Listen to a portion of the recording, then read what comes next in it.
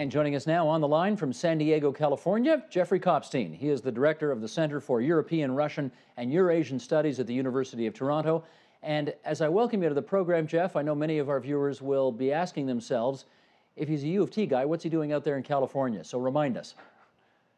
Well, I'm on sabbatical this year, which is basically a research and study leave. I'm a visiting professor at the University of California at San Diego, and I'm writing a book on Eastern Europe. Terrific. And that's where we want to start, because we're reading more and more these days that the next casualties of the global economic crisis may not in fact be banks, but they may in fact be Eastern European countries. Who's on the list of the most vulnerable right now? The most vulnerable are Hungary, Latvia, Romania, and Ukraine. And the reason that they're so vulnerable is because they all owe an awful lot of money to West European banks. How'd they get into that position? So how did they get in the position? Yeah. Well, it's actually kind of interesting. When the European Union enlarged in 2004, there was the feeling that over time, properties in these countries would become much more expensive because all of a sudden you had an open property market and West Europeans could start buying properties. Based on that fact, West European banks started lending to East Europeans, funding their mortgages and also consumer credit. And they gave them an awful lot of money. Here's the trick. They lent them the money, but the loans were denominated in euros, which is to say that they had to be paid back in euros. But as soon as the economy started turning downward, the currencies of these countries, which are not yet in euros, the currencies of these countries started heading south, which means that each month the East Europeans who had to pay their mortgages, their mortgage payments were going up and up and up, and you had, in essence, what amounted to a kind of a foreclosure crisis, not too dissimilar, which is happening in other countries, including the one I'm in right now. Indeed. Well, let's follow up with this then. I guess the assumption is, or the hope is, among these Eastern European countries, that the richer Western European countries are going to come sort of riding over the hill and save the day. Is that in the cards? Yeah, well, I mean, initially, yes, they are getting some money from Western Europe. A couple weeks ago, Hungary went to the West Europeans and said, we need some serious money for the whole region. Our banks are heavily in debt and they're going to default. The West Europeans said back to them, well, two things. First of all, the other East European countries said, like Poland, Slovakia, Slovenia, said, look, speak for yourself, Hungary. We're not in such a bad situation. As a matter of fact, we don't like being called Eastern Europe anymore. That's for you backward countries. For us, we can make it without the extra money.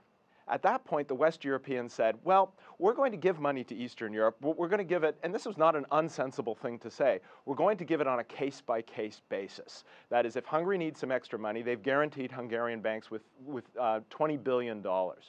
20 billion euros, I should say, and they're going to do the same for Romania. And the IMF is stepping in with a big package for Ukraine. And of course, Latvia, where they've had anti-government protests, and a government has fallen, in fact, they've also guaranteed their banks with more money. The trick is this. The West European banks are so in hock, and especially, I should say, Austria. Austria is so in hock in Eastern Europe, right, that to the tune of 70% of their GDP. If the East Europeans default, Austria will default. Not just Austrian banks, but Austria as a whole. And interestingly, that was the event in 1931, was the default of the Viennese bank, the Kreditanstalt, in Eastern Europe, which caused a big economic downturn from 1929 to 31 to turn into the Great Depression, which lasted for the whole next decade. Well, you anticipated where I want to go, but I'm going to hold off on that a little bit because I do want to talk about, Sure. I want to get you to weigh in on two priorities which appear to be at play right now. They're saving the euro, which of course has gone down in value a great deal, or rescuing these Eastern European countries. Which do you think is a higher priority in, for example, Brussels, where the head of the EU is? Oh, that's a really good question. I can't give you a straight answer to that because they're fighting about it right now. I think that I mean, if I had to choose between those two, I think they're going to go for saving the euro, because really the euro is the signal achievement of the European Union, the creation of a currency union throughout what is now 17 countries. Two more East European countries, I should say, have joined, Slovakia and Slovenia. And to let the euro go would have gigantic consequences. And that, of course, explains why the West Europeans don't want to throw too much money at the East Europeans. Do you think do you think European officials are regretting enlarging the European Union given what's transpired now? The easy answer to that is yes, and they won't actually ever tell you that. But you have to, over, let's say, 1 or 2 glasses of wine, they will say two things. One is, we should have not let in all these countries at once. It's just too big to govern. We went from being 15 countries to 25 countries to 27 countries. That was too big. The other thing is that these countries are too poor. They're not ready. We had this huge achievement in Western Europe that we'd really attained after World War II by putting all of these, what were increasingly wealthy countries together. Now, I'm not sure that they're so right in saying this because, you know, no one expected everyone thought of the European Union as a sort of club of the rich, a huge trading club, a way of making sure that the French and the Germans never fought again. But really starting from the early 1980s, the European Union turned into something else. And what they figured out is that if they could hold open the prospect for getting into the European Union, they could take countries first, Greece, Spain, and Portugal, which were dictatorships, and say to them, look, if you guys are nice democracies, we'll let you into the European Union. And that worked so well that after communism fell in 1989, and you had all of these post-communist countries that everyone was worried that they would be unstable, they said to them, look, if you guys stop fighting with each other, and you don't hammer on your minorities too much, and you're nice, good democracies, and you don't get in wars, and one more thing, you pass our 80,000 pages of European Union regulations into your national law, we're going to let you into the European Union. You've won the lottery of history. And this was a gigantic success. Right? All of these countries were very stable. The Hungarians stopped speaking of their poor languishing brothers in Slovakia and Romania, or at least they started talking about it in very muted tones. The Czechs and the Slovaks didn't fight. The Romanians were nice to their Hungarians, or at least as nice as they can be. And so this was kind of a huge success, geopolitical success. What it's turned into, of course, is a big economic burden. A big economic burden, but would you say that it is now, does it have the potential to take back all of that progress that you just described? Yeah, of course, you know, anything can happen in politics. There is the potential, and this is starting to happen throughout Eastern Europe. You have what you might call populist right-wing parties. And they're really spread throughout the region. Now, of course, these exist in Western Europe too, but in Western Europe you have much more stable, long-term democratic institutions. Nobody thought that a place like, let's just use Hungary as a running example here. Hungary, which had never had a free and fair election in its history before 1990, nobody ever thought before the day of EU enlargement that Hungary would be a stable democracy with huge economic growth. And that was really the story throughout the 1990s and until basically a year ago. Hungary was a giant success story. Now what you have in Hungary is a kind of blooming, let's call it right-wing extremist party, right? One of them, it's called Jobbik.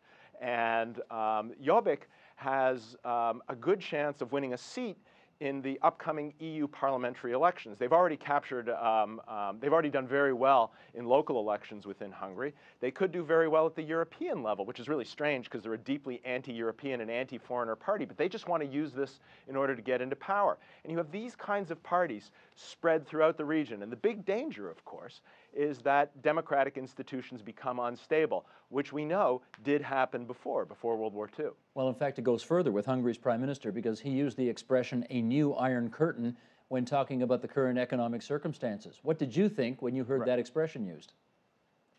Well, you know, obviously he was rolling out the heavy cannons there because the West Europeans don't want to be accused of a new Iron Curtain. I mean, the original Iron Curtain, of course, referred to communism and the complete closing off of Eastern Europe from Western Europe. And I don't think we're going to go that far. I don't even think we're close. A lot of things would have to transpire before that happened again, including the collapse of democracy throughout the region and a kind of the potential for contagion into Western Europe. And we're not even close to that point.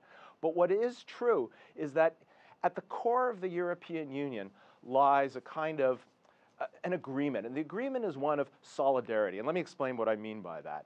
Within Canada, we know that there are these transfer payments between provinces, and the idea is that we don't allow really the poorest of the poor provinces or the poorest areas of the poorest provinces to fall below a certain level. And they have the same idea within the European Union. And that could work pretty well as long as the poorest areas were not too much poorer than the richest areas. But now, of course, you've brought in these very poor countries, Romania, Bulgaria, countries that are not only poor but have state institutions that are corrupt. And the question is, will there be enough money in order to sustain minimal social services, unemployment insurance, schooling, public health, for Romania and Bulgaria, money which is being transferred from West European taxpayers, from the Dutch, from the Germans? Well, if there's not enough money, I gather some observers are seeing two potential breaking points or two potential cleavages in Europe's future. One is the old kind of East-West divide. The other is, I guess, a more updated, the haves versus the have-nots. Do you see it? Do you see it one way or the other? I don't think we're there yet in order to make a definitive decision. I think that, yes, if you would have gotten on a train, let me just use an example. If you would have gotten on a train in the year 1900 in, say, Amsterdam, and you would have taken that train all the way through Europe, south and east to Istanbul, you would have seen a gradually kind of neatly regressive geographical pattern of economic development. The farms would become poorer, the technology used would be worse, the streets would be worse, the buildings would be worse. If you would take that same train today, everybody's at a higher level, but that same neatly regressive pattern of economic development, that still exists within Europe today. So the question is Europe, which we thought was going to be the case until about a year ago, is Europe going to have the capacity to take these poor countries, which are still new democracies, and raise them up to the level of the West? That has been called into question, and that was the bargain. That was what everybody in Eastern Europe was told was going to happen if they joined Western Europe. And now normal people like you and me who are paying mortgages, right? They're saying, look, we've done everything we were told to do. We played by the rules of the game. And now look what's happening to us. We're getting the shaft. Do you think that there is a chunk of, I don't know, popular support or even government support in those Eastern European countries as they look further east for the kind of Chinese authoritarian capitalism, which, you know, relatively speaking, has had great success out there? We're not there yet. And I keep on using that, but I think this is very important to keep in mind. If there was a really appealing, successful, remember, they still view themselves as Europeans. 1989, I mean, this was all, I mean, one point about this first. This is the 20th anniversary of the fall of communism. This was supposed to be a great celebration. It's the 10th anniversary since the enlargement of NATO, and it's the 5th anniversary since the enlargement of the European Union. And what this all tells us is the East Europeans always viewed this as a return to Europe, to European values, to European institutions. The focus would no longer be Moscow, or as you're implying, Beijing. The focus would be Paris. The focus would be Berlin. And if there was an appealing set of alternative institutions, alternative orders out there, right, that European intellectuals could get excited about, that they could, let us use an extreme case, betray their countries for, in the way that Western European intellectuals betrayed their countries in the interwar period for communism and fascism. If there would be such a set of institutions out there, yes, all of a sudden you would start to find pro-fascist or pro-communist or pro-Chinese, as you're implying, parties, people within Hungary, within Ukraine, within Bulgaria and Latvia. That's what you should look for. We're not there yet because these countries, if you look at them, historically speaking, they're not system makers. They're really system takers. If you look at their histories, in the 19th century, they adopted liberal democracy. Why? Because the rest of the world was liberal democratic. In the interwar period, they fell into authoritarianism because the rest of Europe was going towards right and left-wing authoritarianism. In the communist period, despite the fact that the Soviets had kind of captured Eastern Europe, you had native communists within Eastern Europe, and they adopted communism. And of course, after 1989, they quickly ran to adopt European-style institutions and to give up their own sovereignty to Western Europe. So the question is there going to be a new system maker out there that native elites within these countries can say, you know what, we want to be like that. We want to give up the dream of a successful liberal democracy here within Eastern Europe in order to be like this other order. And that other order is not yet in the cards. Is it Russia? That's an interesting question. It certainly hasn't been until now. I mean, Russia before 1991 was a communist country with a global universalist ideology that may have not been liked by a lot of people, but it had this kind of pretense that everywhere in the world was going to be communist and there was going to be this world of justice. What is Russia's ideology today? It's hard to really argue that Russia's got a global ideology of salvation today. They don't really have that. What they've got is a kind of a hardcore ideology of national interest. And it's hard to believe that that's very appealing to intellectuals, politicians, or masses on the ground within Eastern Europe. What Russia is today is, well, at least it has been until very recently, is a country which has a lot more money. It's starting to throw its weight around a bit. It's interesting, at my center in Toronto, until recently we used to have Russians come there and say, we'd like to start up exchanges with you, and we'd say, well, we don't have any money to give you, and they'd say, well, then we can't do it. A couple of years ago, the Russians started coming and said, we want to do an exchange with you, and we'd say, we don't have any money, and they'd say, we don't want your money, we have lots of money. And these were all petrodollars. And so Russia had a lot of money, it was able to throw around its weight, it could use, of course, the energy weapon against Western Europe. And this is actually an interesting source of divide between East and West Europe. The Western Europeans, and increasingly interestingly the Obama administration, wants to make nice with Russia. Why? Because they view Russia as a country that can do things for them. What can they do? For the West Europeans, Russia can supply energy, lots of gas, lots of oil. For the Americans, Russia can perhaps supply an in into Afghanistan, once Kyrgyzstan has cut off the United States access to Afghanistan, and perhaps they can have some power vis-a-vis the Iranians.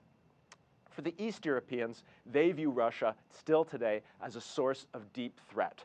And if you look at the recent NATO Council, when NATO agreed to start relations again with Russia, the big objections came from Lithuania, came from the Baltic states, came from Poland, who are deeply afraid of much closer relations with Russia. Jeff, I got a minute left. Let me try this one last thing. You know, of course, throughout the course of European history, there are these big isms that seem to follow very desperate times, communism, fascism, Right. and so on. Do you see an ism out there on the horizon, given the desperate times they find themselves in today? The only ism that's really out there is a kind of what I'll say, I don't really have a word for it. It's a combination, let's call it red and brown. It's a backlash against global multiculturalism, combined with the idiom of, let's call it proletarian internationalism, state assistance for the economy, a rejection of markets. And you have that within Eastern Europe today. There is the small kernel of this kind of ideology. It's still a minority. It's there. It's, of course, much bigger the farther east you go. It's in Russia. It's in Ukraine. It's in Hungary. But it hasn't yet gelled into something we can say that these countries are all going to become unhitched, unmoored from Western Europe. But it is cause for alarm. It is cause for the West Europeans, the Canadians, and the Americans to look at this area of the world again and say, let's not take for granted what we've achieved over the last 20 years. Understood. Jeff, always good to have you on TVO. Thanks so much for joining us from San Diego tonight. Thanks for having me, Steve.